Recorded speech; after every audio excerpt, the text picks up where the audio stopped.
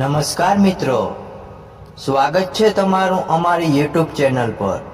મિત્રો, આપણું જીવન માત્ર આપણું નથી, આપણી નસોમાં વહેતું લોહી, આપણી અંદર રહેલા સંસ્કાર અને આપણી આજની ઓળખ, આ બધું આપણા પૂર્વજોનું દાન છે।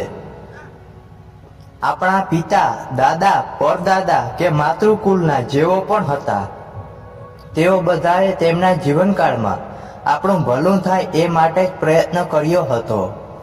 એ બધા પૂર્વજોનું એક જ નામ છે, પિતૃ। ભારતીય સંસ્કૃતિમાં પિતૃઓને દેવતા સમાન માનવામાં આવ્યા છે। જેમ આપણે દેવોની પૂજા કરીએ છીએ, તેમજ પિતૃઓની પણ પૂજા કરવી જોઈએ, કેમ કે દેવતાઓ આપણને આત્મિક શક્તિ આપે છે, પણ પિતૃઓ આપણને જીવન, શરીર અને સંસ્કાર આપે છે। શાસ્ત્રોમાં કહેવાયું છે કે પિતૃ જો પ્રસન્ન હોય તો આખું કુટુંબ સુખી રહે છે, સમૃદ્ધિ મળે છે, સંતાન સુખ મળે છે।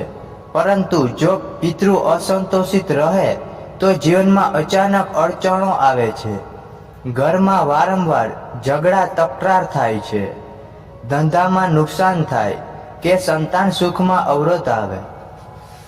આ બધું પિતૃદોષના લક્ષણો જ ગણાય છે।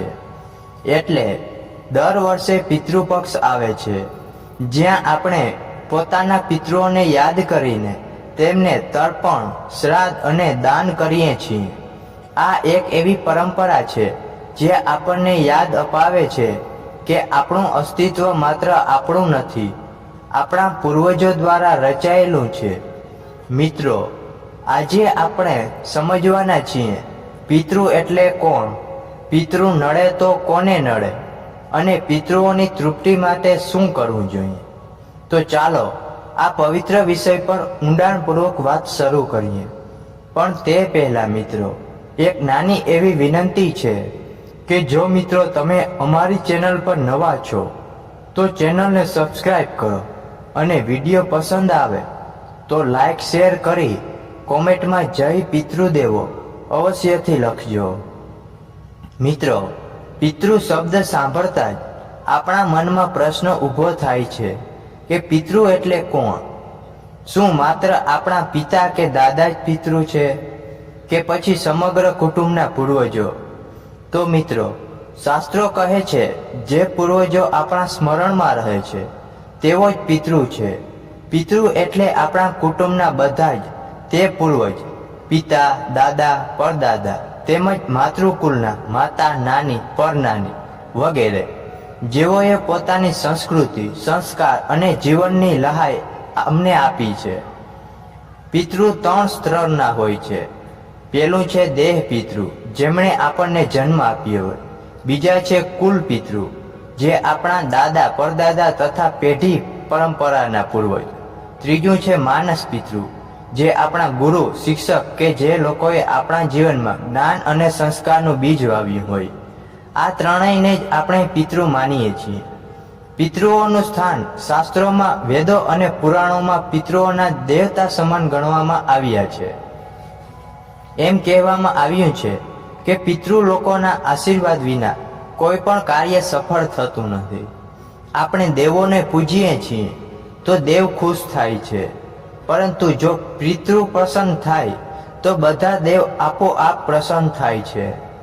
આપણા શરીરમાં વહેતો લોહી એ પિતૃઓનો જ અંશ છે। આપણા ઘરમાં ચાલતી પરંપરા અને સંસ્કૃતિ એ પણ પિતૃઓની જ વારસાગત ભેટ છે। આપણા જીવનમાં કર્મ, ઘરની સમૃદ્ધિ અને સંતાન સુખ, આ બધું પિતૃઓના આશીર્વાદથી જ શક્ય બને છે। એટલે જ શાસ્ત્રોમાં લખ્યું છે, દરરોજ પિતૃઓને અર્પણ કરેલું દાન કે તર્પણ સૌથી ઉત્તમ પૂર્ણ ગણાય છે। મિત્રો, શાસ્ત્રોમાં સ્પષ્ટ લખાયું છે કે જો પિતૃ અસંતોષિત રહે, તેમની આત્મા શાંતિ ન પામે તો તેને પિતૃદોષ કહેવામાં આવે છે।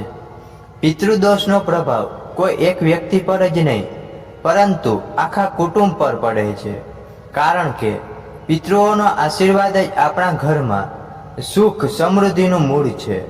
જ્યારે પિતૃ નડે છે ત્યારે ઘરમાં અણગમતા અવરોધો આવવા લાગે છે। ક્યારેક સંતાન સુખ મળતું નથી, ક્યારેક વારસદારો અટકી જાય છે, તો ક્યારેક ઘરમાં સંતાન હોય પણ તે સતત બીમાર રહે છે અથવા કુટુંબની પરંપરા આગળ ધપતી નથી. પિતૃદોષવાળા ઘરમાં વારંવાર ઝઘડા તકરાર થાય છે, ભાઈ ભાઈ વચ્ચે અણબનાવ વધી જાય છે, ઘરનું વાતાવરણ અશાંત રહે છે. ઘણા લોકો ધંધામાં પ્રગતિ કરવા ખૂબ મહેનત કરે છે, છતાં અચાનક નુકસાન ભોગવે છે. ક્યારેક નોકરીમાં અવરોધ આવે છે, પૈસા હોવા છતાં ઘરમાં તંગી રહે છે. આ બધું પણ પિતૃદોષના લક્ષણો માનવામાં આવે છે. પિતૃઓ અસંતોષિત હોય ત્યારે અચાનક દુઃખ, અણધારી બીમારી અથવા અકસ્માત જેવી પરિસ્થિતિઓ પણ ઊભી થાય છે. આ બધું સમજતા એક વાત સ્પષ્ટ થાય છે કે પિતૃ નડે તો એની અસર સંતાન પર, કુટુંબ પર અને આખા ઘરના વાતાવરણ પર પડે છે.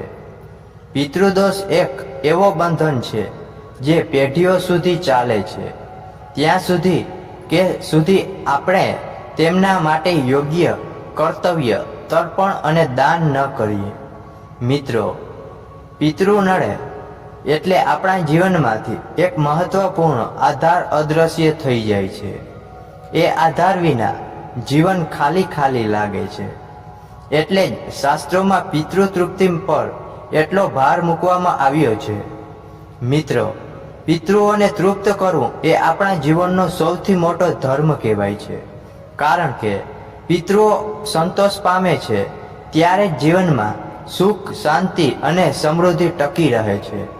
શાસ્ત્રોમાં લખાયું છે કે જો દર વર્ષે પિતૃપક્ષમાં પિતૃઓની યાદી કરી તર્પણ અને શ્રાદ્ધ કરવામાં આવે તો તેમના આત્માને શાંતિ મળે છે અને તેઓ સંતાનને આશીર્વાદ આપે છે.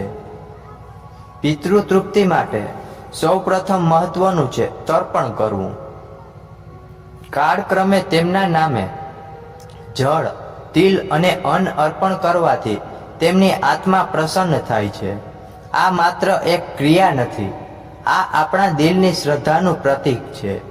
જેમ આપણે કોઈ પ્રિયજનને યાદ કરીને અર્પણ કરીએ તેમ પિતૃઓને જળ અને અન્ન આપવાથી આપણા સંકલ્પો સુધી તેમના આશીર્વાદ પહોંચે છે. શાસ્ત્રોમાં કહેવામાં આવ્યું છે કે ગાય, કાગડો અને કૂતરાને અન્ન આપવો પણ પિતૃતૃપ્તિનું એક સાધન છે. માન્યતા છે કે આ જીવોમાં પિતૃઓનો અંશ રહેલો છે, એટલે જો પિતૃપક્ષ દરમિયાન રોજ તેમને અન્ન અપાશે તો પિતૃઓને પણ અન્ન પ્રાપ્ત થાય છે અને તેઓ પ્રસન્ન થાય છે. પિતૃતૃપ્તિ માટે એક ઉત્તમ માર્ગ છે બ્રાહ્મણોને ભોજન કરાવવું. પિતૃઓના નામે શ્રદ્ધાથી જો બ્રાહ્મણોને ભોજન અપાશે તો તેઓ દ્વારા મળેલ આશીર્વાદ સીધો પિતૃઓ સુધી પહોંચે છે. એટલું જ નહીં, ગરીબ, અનાથ, વૃદ્ધ અને ગૌશાળામાં સેવા આપવી અને દાન કરવું પણ પિતૃતૃપ્તિનું મહાન કાર્ય માનવામાં આવ્યું છે. આ સિવાય તુલસીના પાન અને ગંગાજળનું પણ વિશેષ મહત્વ છે. પિતૃકર્મમાં તેનો ઉપયોગ કરવાથી પિતૃ આત્માને મોક્ષ તરફ ગતિ મળે છે. એ જ કારણ છે કે તર્પણ સમયે તુલસીનું પાન અને ગંગાજળ અર્પણ કરવું ખાસ મહત્વનું છે. મિત્રો, પિતૃતૃપ્તિ માટે કરવી એટલે માત્ર ક્રિયા કરવી નથી, પરંતુ દિલથી તેમને યાદ કરવું છે. જ્યારે આપણે શ્રદ્ધા સાથે અને ભક્તિથી પૂર્વજોને યાદ કરીએ છીએ ત્યારે તેમની આત્મા પ્રસન્ન થાય છે. તેઓ પોતાના આશીર્વાદોથી આપણું જીવન સુખમય બનાવે છે. એટલે કે પિતૃતૃપ્તિ માટે શ્રાદ્ધ, તર્પણ, દાન, સેવા અને પ્રાર્થના આ બધા જ માર્ગ છે. જો આપણે આ માર્ગે ચાલીએ તો નિશ્ચિતપણે પિતૃઓની કૃપાથી આપણી પેઢી હંમેશા સમૃદ્ધ રહેશે. મિત્રો, આપણે જીવનમાં ઘણીવાર આપણા સુખ, દુઃખ, સફળતા અને નિષ્ફળતા માટે અલગ અલગ કારણોને જવાબદાર ગણીએ છીએ. ક્યારેક કિસ્મતને, ક્યારેક નસીબને, તો ક્યારેક અન્ય લોકોને. પરંતુ ઘણીવાર મૂળ કારણ આપણા જ પિતૃઓનો અસંતોષ હોય છે, જેમનો આશીર્વાદ વગર જીવનમાં આનંદ અડધો રહી જાય છે. યાદ રાખો, પિતૃઓ માત્ર ભૂતકાળમાં જીવેલા લોકો નથી, તેઓ આપણા જીવનની જળ છે. જેમ વૃક્ષનું અસ્તિત્વ જળ વિના શક્ય નથી, તેમ સંતાનનું અસ્તિત્વ પણ પિતૃ વિના શક્ય નથી. જો જળને પાણી નહીં મળે તો વૃક્ષ સુકાઈ જશે. એ જ રીતે જો પિતૃઓને સ્મરણ નહીં મળે, તૃપ્તિ નહીં મળે, તો કુટુંબની પ્રગતિ અટકી જશે. પિતૃ તૃપ્તિ કરવી એ માત્ર ધાર્મિક ક્રિયા નથી, એ આપણી જવાબદારી છે. એ આપણા પૂર્વજોની ઋણ સ્વીકારી છે. શ્રાદ્ધ, તર્પણ, દાન કે સેવા, આ બધું એ માટે જ છે કે આપણા પૂર્વજોની આત્મા શાંતિ પામે અને આપણને જીવનમાં સુખ, શાંતિ અને સમૃદ્ધિ મળે. શાસ્ત્રોમાં સ્પષ્ટ લખ્યું છે, પિતૃ પ્રસન્ને સર્વદેવા પ્રસન્ના, એટલે કે જો પિતૃ પ્રસન્ન થાય તો બધા દેવતા આપોઆપ પ્રસન્ન થાય છે. અને જ્યારે દેવતાઓ પ્રસન્ન થાય છે ત્યારે જીવનમાંથી અવરોધો દૂર થાય છે. ઘરનું વાતાવરણ સુખમય બને છે, ધંધામાં પ્રગતિ થાય છે અને સંતાન સુખ પ્રાપ્ત થાય છે. એટલે મિત્રો, આપણે સૌએ નિશ્ચય કરવો જોઈએ કે પિતૃઓને ક્યારેય ભૂલીએ નહીં. દર વર્ષે પિતૃપક્ષમાં શ્રદ્ધાથી તેમને યાદ કરીએ, તર્પણ કરીએ, દાન કરીએ અને સેવા કરીએ.